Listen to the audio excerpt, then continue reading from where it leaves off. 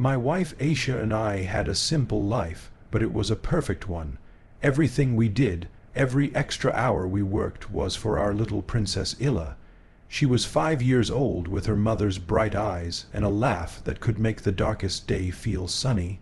We were a team, a small, happy family built on love and faith. But the world outside our home wasn't always so kind. Aisha worked in a corporate office downtown. She was brilliant at her job, always exceeding her targets. But her success didn't sit well with everyone. She told me about a few co-workers who were always cold to her, who would make comments under their breath. Some of it, she felt, was because we were a visibly Muslim family.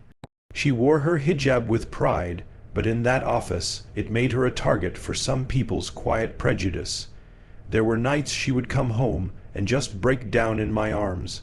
"They make me feel so small, Hassan." She would cry, "It's like I have to work twice as hard just to be seen as an equal." I would hold her and tell her what our faith teaches us. "Don't let their bitterness into your heart," I'd say. "Be brave, be professional, and be kind. Kindness is a strength they will never understand." She would always listen, dry her tears, and face the next day with a smile, for me and for Illa. One of the main sources of her stress was a man named Mark. He wasn't her boss, just a colleague, but he always seemed to be watching her. He'd make comments about her food, ask invasive questions about our religion, and sometimes just stand near her desk, saying nothing. Aisha had reported his behavior, but management told her it was just a personality clash. Then came the Tuesday I will never forget. I was in a meeting when my phone buzzed with a call from an unknown number. It was Aisha's manager. His voice was frantic. "Hassan, you need to get to City General Hospital. It's Aisha. There's been an incident." My world stopped. The drive to the hospital was a blur. I ran through the emergency room doors, and a doctor met me with the kind of expression that precedes the worst news of your life. Aisha had suffered a massive sudden heart attack at her desk. They had done everything they could, but she was gone. I couldn't process it. She was 32 years old. She was healthy. It made no sense. The police were called, as is standard for a death at a workplace. Her manager told them that just before it happened, Mark had offered her a drink, some kind of new energy drink he'd brought in.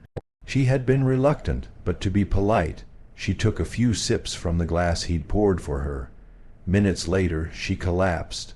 The police investigated. They questioned Mark. They tested the drink from the glass on her desk, but the results came back clean. The autopsy confirmed a heart attack. There was no foul play, they said. It was just a horrible, tragic, unexplainable event.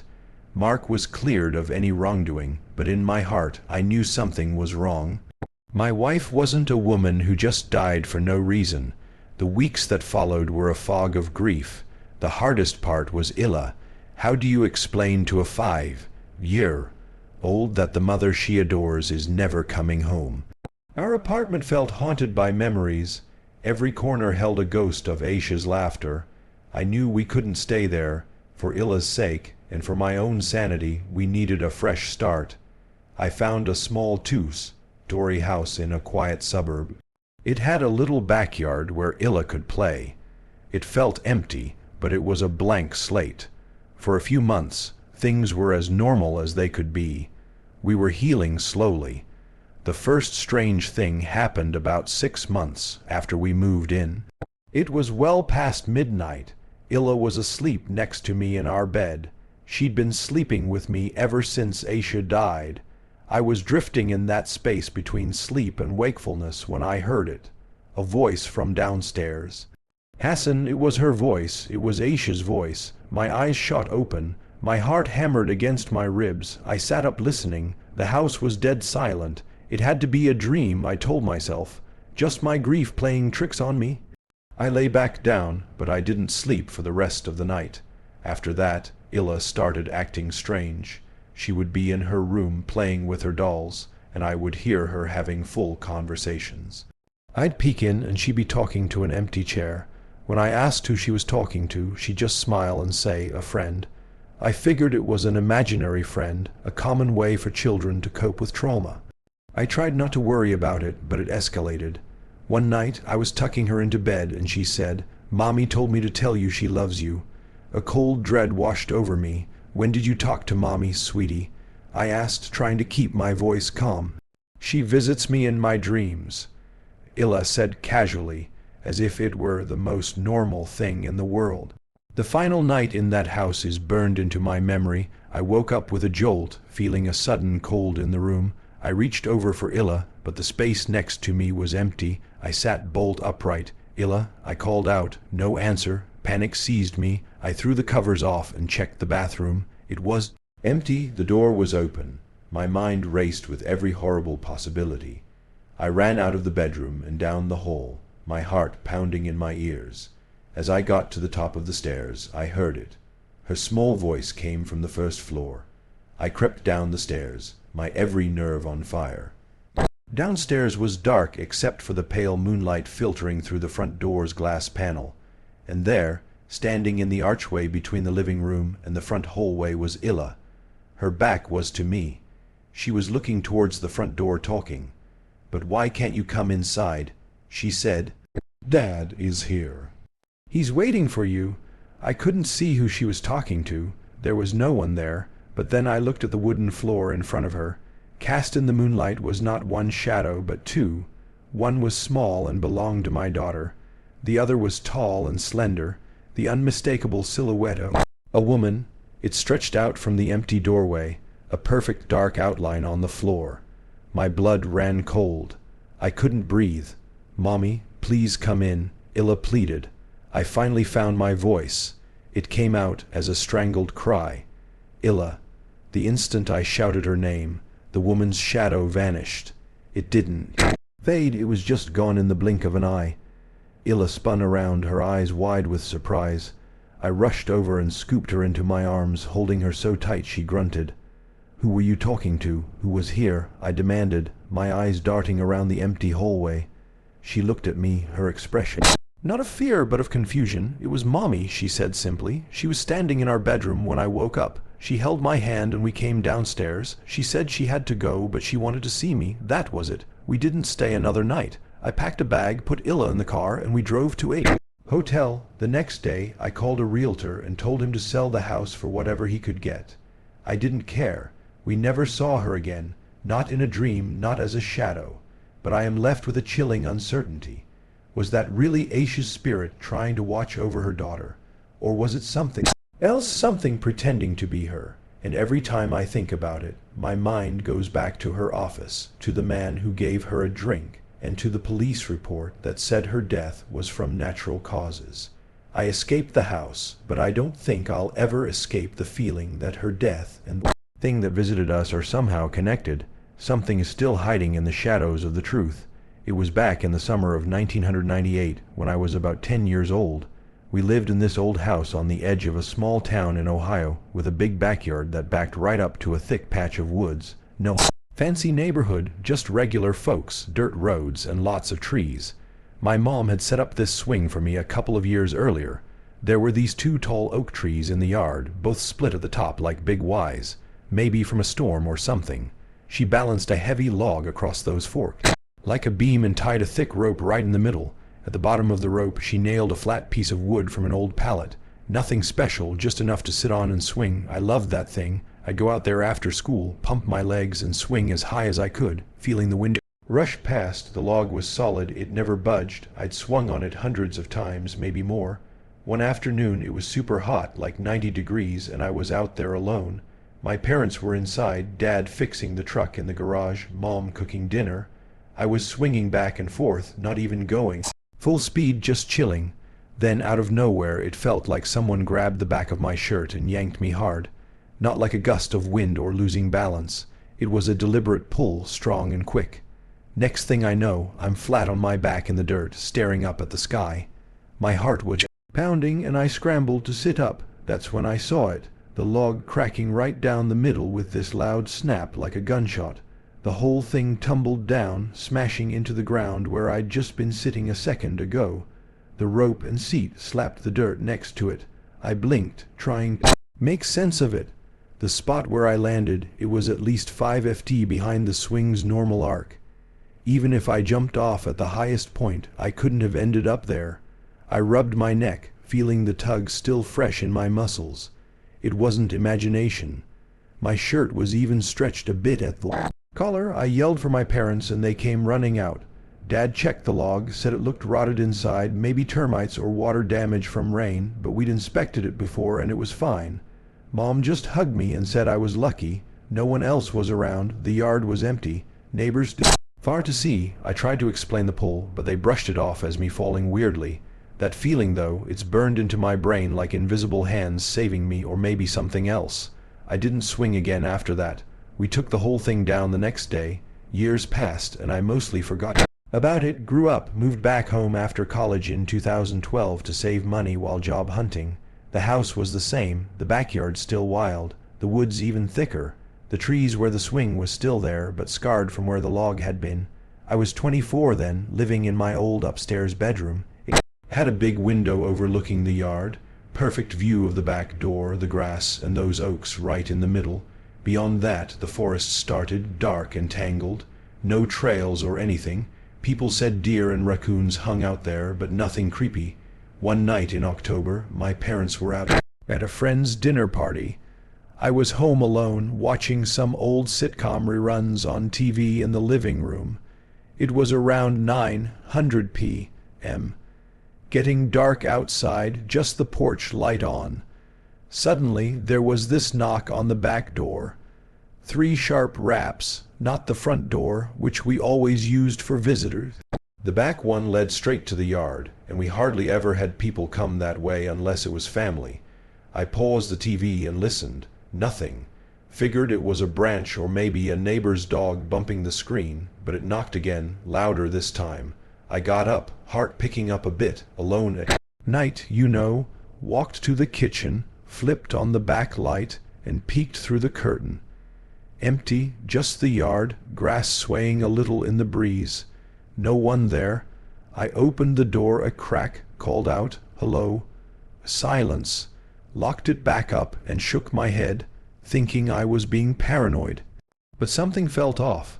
I headed upstairs to my room to grab my phone, maybe text my parents or something. From the window I had that clear view down. That's when I saw him. A man standing right behind one of those old oak trees, the one where the swing used to be. He was partially hidden, but I could make out his shape in the shadows, tall, wearing dark clothes like a jacket and jeans, not moving, just waiting. My stomach dropped. Who the hell was that? No flashlight, no reason to be there. I froze, watching. He stepped out slowly, real quiet, like he didn't want to make noise on leaves, headed straight for the back door again. My mind raced. Was this a burglar? Some weirdo? He raised his hand to knock, but then he paused. Looked up right at my window, our eyes locked. I swear even from up there, I could see his face. Pale, scruffy beard, eyes wide like he was surprised. Not angry, just intense, staring straight at me, unblinking. I ducked back, heart hammering so hard I thought it had burst. Peeked again, he was still staring up. Then he turned and bolted, not toward the street or the sides, but straight into the woods behind the house, crashed through the underbrush, branches snapping, and vanished into the dark. I grabbed my phone, dialed 911, but by the time cops showed up 20 minutes later, nothing. They checked the yard, the trees, said maybe it was a prank or a homeless guy, but to lock up and call if he came back. I didn't sleep that night. Kept the lights on, replayed it in my head. The way he hid behind that exact tree, the one from the swing and that pull from years ago. Could it be connected? Nah, that was crazy. But the more I thought, the more uneasy I got. What if he'd been watching us for years? Those woods were full of hiding spots. Maybe he saw me as a kid, waited until I was alone again. Parents got home late, freaked out when I told them. We installed motion lights and a camera the next week. Never saw him again, but sometimes at night I'd hear rustling out back. Could be animals, wind, but that stare, it's logged in my brain, just like the pull. Makes you wonder what's really out there in the dark, watching from the trees. I moved out a year later, but I still drive by the old house sometimes. Those oaks are still standing, silent as ever. I was in middle school the night it happened.